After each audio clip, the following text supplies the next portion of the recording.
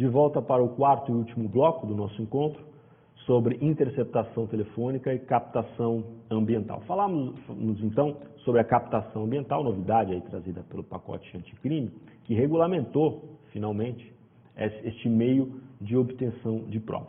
Tratávamos sobre o âmbito de incidência, né, da lei, ou seja, em que casos demandará a autorização judicial para que a conversa travada entre pessoas num recinto, público ou privado, exija ordem judicial para ser captada, né? Falamos então que, quando se tratar de uma conversa travada em recinto privado, sempre haverá necessidade de ordem judicial, desde que, é claro, seja uma captação feita por terceiro, com ou sem o conhecimento de um dos interlocutores. Vimos que a gravação captada por um dos interlocutores não demanda autorização judicial, nem crime é, nos termos do artigo 10A da Lei de Interceptação e Captação Ambiental. Mas eu encerrei o bloco anterior com uma pergunta. Os senhores se lembram? Está aí na tela aí para os senhores. E nos casos em que a comunicação acontece em local público, se no local privado sempre dependerá de prévia autorização judicial, nos casos de interceptação e escuta, que é onde há a figura, né, do terceiro,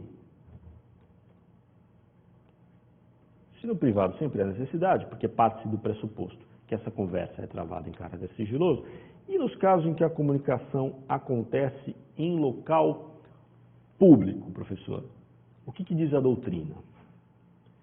Em matéria de captação em local público, adianto para os senhores que há três correntes, há três pensamentos distintos.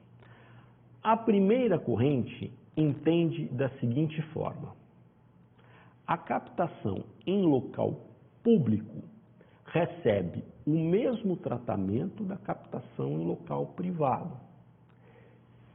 Seja em local público, seja em local privado, quando a captação é feita por terceiro, sempre demandará autorização judicial.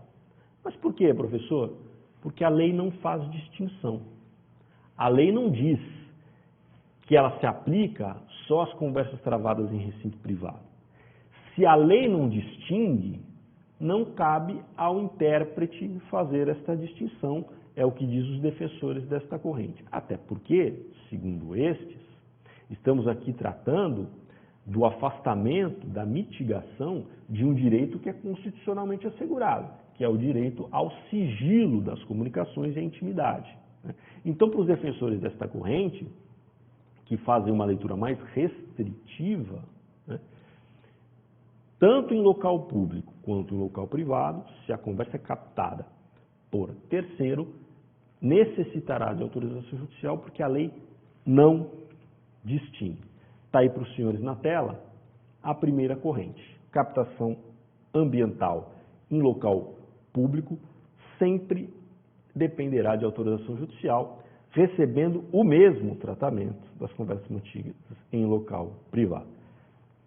Defende esta primeira corrente, por exemplo, o professor Guilherme de Souza Nutti. Correto? Voltando aqui para mim, segunda corrente. A primeira, local público. Local privado tem o mesmo tratamento pela lei, as duas requerem autorização judicial. Segunda corrente. Se a conversa é travada em local público, não há necessidade de autorização judicial para a captação. Por quê? Ora, se o local é público, os interlocutores, ainda que tacitamente, estão abrindo mão do sigilo que eventualmente poderia existir. Até porque, segundo os defensores desta corrente, se você conversa com alguém em local público, um terceiro pode ouvir essa conversa. E ao ouvir, ele pode servir como testemunha. Olha, eu vi o fulano falando isso, eu vi o fulano falando aquilo. Essa testemunha, por acaso, vai ser uma prova ilícita? Não, não vai. Ela não invadiu o recinto de ninguém. Então, se as partes conversam em local público, pela natureza do local, público com acesso ao público, tacitamente essas partes estão abrindo mão do sigilo que a Constituição lhes assegura. E ao fazê-lo, não há necessidade de uma autorização judicial para afastar esse sigilo, porque as próprias partes o estão afastando ao travarem uma conversa em local público. Então, veja, a primeira corrente e a segunda corrente, elas têm lados diametralmente opostos, né? Enquanto a primeira entende que mesmo em local público necessita de autorização judicial, a segunda entende que não. Se a conversa é em local privado, evidentemente que sim, mas se é público, as partes estão abrindo mão do sigilo que a Constituição lhe assegura. Então, na tela para os senhores, segunda corrente, captação ambiental em local público sempre independe de autorização judicial. É o que eu disse para os senhores. Sustenta-se que aqui os interlocutores estão, ainda que tacitamente, abrindo mão da privacidade, não havendo qualquer direito constitucional a ser mitigado via ordem judicial. Tá bom? O professor Everton Zanella, que é promotor de justiça aqui em São Paulo, escreveu um artigo bastante interessante sobre captação ambiental, numa revista da Escola Paulista da Magistratura, e ele defende esta corrente. Ele defende a corrente de que, se é público, as partes estão abrindo mão do sigilo. Tá bom? Professor, o senhor falou que são 3 correntes. E a terceira? Bom, a primeira diz que local público depende de autorização. A segunda diz que local público não depende de autorização. Tem uma terceira? Tem uma terceira. E o que diz a terceira? Vou botar na tela para os senhores aí, ó. Terceira corrente. Depende. Os senhores sabem, né, que na maioria das vezes, em matéria jurídica, depende costuma ser a melhor resposta. Terceira corrente, depende. Mas depende do quê? Ou o local é público ou o local é privado. Depende do quê?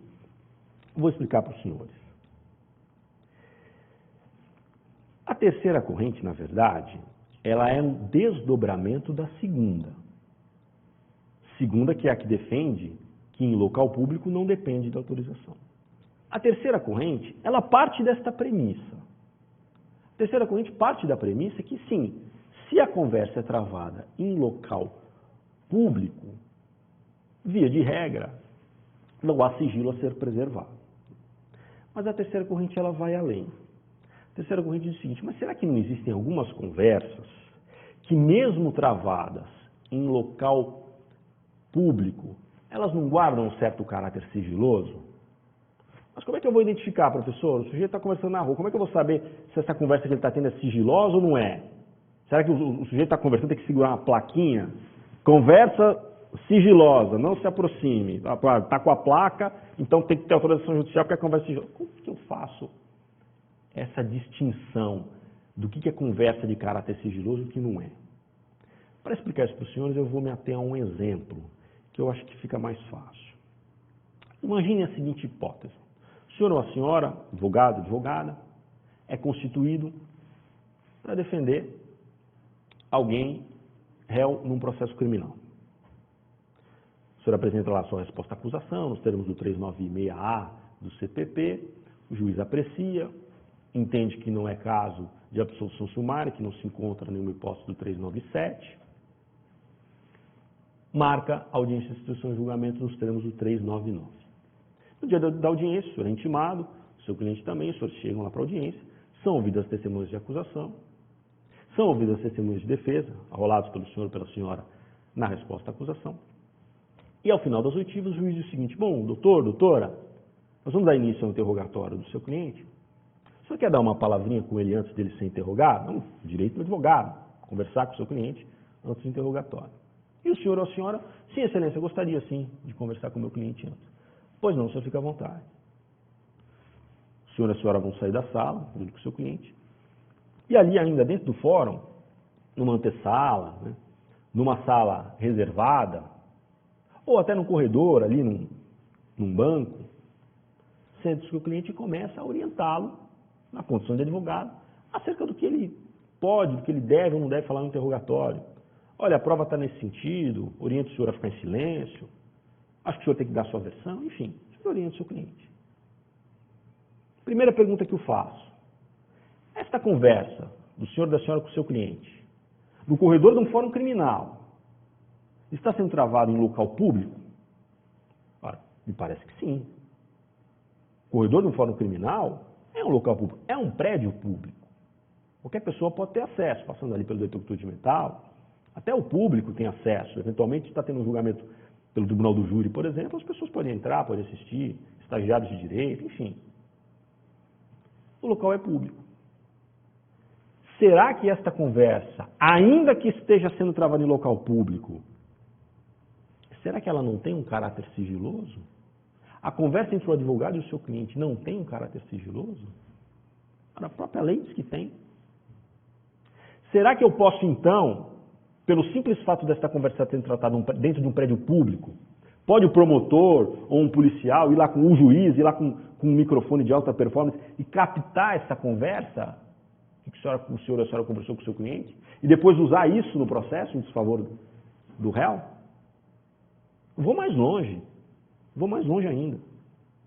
Nesse caso, nem com autorização judicial. Não cabe autorização judicial para violar a comunicação entre cliente e advogado.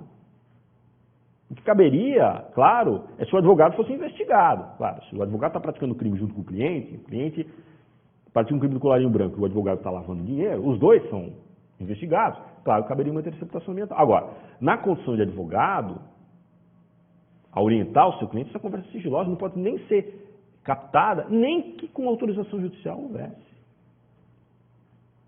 Então, eu dei esse exemplo para os senhores perceberem que existem hipóteses em que a própria lei determina, indica que a conversa é travada em caráter sigiloso.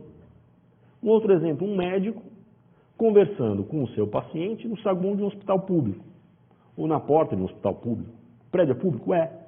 A conversa entre paciente e médico tem caráter sigiloso? Tem. A lei diz que tem, o Código de Processo Penal diz, inclusive aponta alguns profissionais que sequer são obrigados a prestar depoimento sobre a relação que tem com o seu cliente, com o seu paciente. Poderá prestar-se desobrigado do sigilo pelo paciente ou pelo cliente, e se o profissional aceitar fazê-lo. Senão ele sequer é obrigado a falar sobre isso. Então a própria lei indica que existem conversas que têm caráter sigiloso. Então a terceira corrente, agora traduzindo em miúdos, diz o seguinte, que há uma variável, né?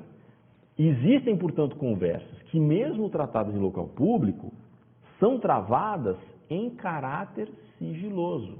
Está aí o exemplo do médico com o seu paciente e o exemplo, que para nós aqui é mais usual, da conversa do advogado com o seu cliente, que sequer poderia ser captada por autorização judicial. Certo? Então, a terceira corrente defende que, em local público, em regra, não demandaria autorização judicial, exceto conversas que, mesmo travadas em local público, guardam caráter sigiloso. Como exemplo, coloquei para os senhores a conversa do advogado com o seu cliente, que não perde caráter sigiloso, até porque a lei assim determina, independentemente do local onde estão sendo tratadas. Certo? Então, em resumo, primeira corrente, local público, mesmo tratamento do privado, porque a lei não distingue, depende de autorização. Segunda corrente, se é público, não há privacidade a ser resguardada, não precisa de autorização judicial. Terceira corrente, depende. Se público, via de regra, realmente não precisa de autorização. Porém, existem hipóteses que mesmo em local público, a conversa tem caráter sigiloso, até por força legal. Esta terceira corrente, a qual nos filiamos, é defendida, entre outros, pelo professor Renato Brasileiro de Lima. Tá bom? Com essas considerações, eu encerro a nossa aula de hoje. Até a próxima.